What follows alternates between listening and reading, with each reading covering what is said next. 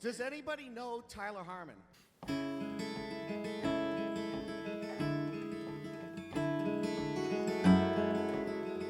The first time that I ever remember wanting to play music on a stage was when I was in 7th grade. I had just created a band with my friends, and we wanted to be the craziest and edgiest kids in our middle school, and so we named our band The Edge. And we actually were able to book a show at our 7th grade semi-formal dance.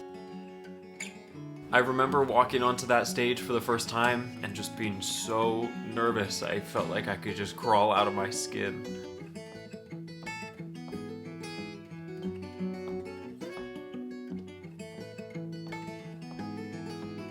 In 8th grade, I moved away to a new school, and at that new school, I decided that I was going to play electric guitar in all the school bands.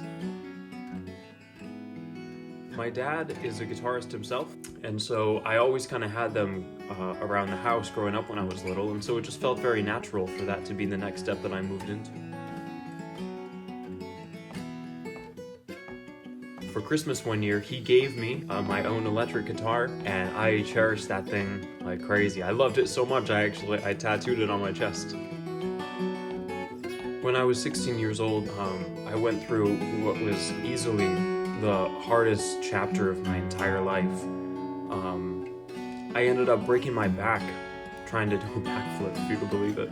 And I remember spending, days in the hospital and being unable to move and being unable to know what was wrong with me, even for a little while.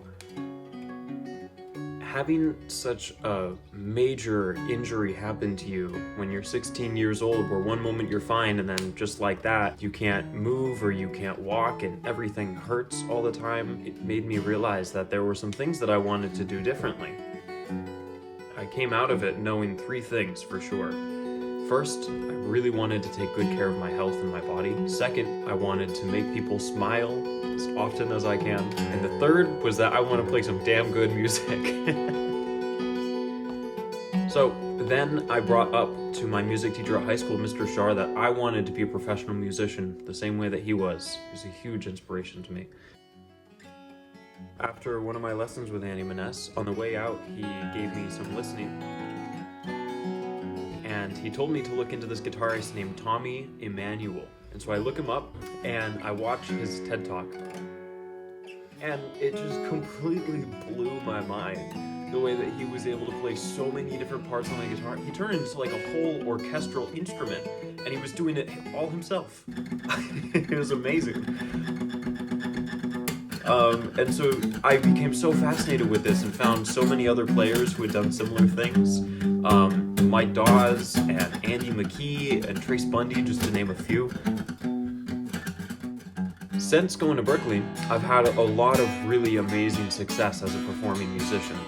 I've had not 1, but 2 shows at the Berklee Performance Center. Make some noise, Berklee!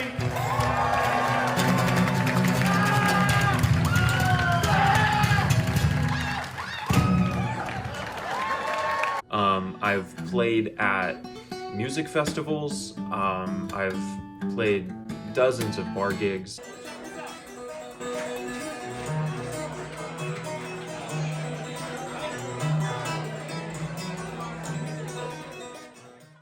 I wrote and played live all of the music for a children's play once even. Things have been going really well for me as a performing musician so far. I always tell an audience before I see them that if I've shown them something that they've never seen before, then I did my job right. So during my most recent semester at Berklee, spring of 2025, I started having a lot of issues for my back from practicing such long hours all day. And one day, out of a final move of desperation, I decided that instead of playing the guitar the traditional way, I was going to take it and put it on my bed in front of me, which has now evolved into me playing on my lap. And I realized very quickly that I was able to play Andy McKee's song Drifting in this way pretty much flawlessly right off the bat. And since then, this creativity has come out. I've started writing songs and arranging songs in this style.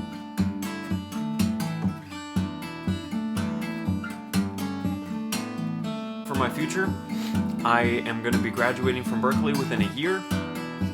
And after that, I'm going to move down to Nashville. And I'm so grateful for everybody who's helped me along with this journey through playing music. For that, I just could not be more grateful.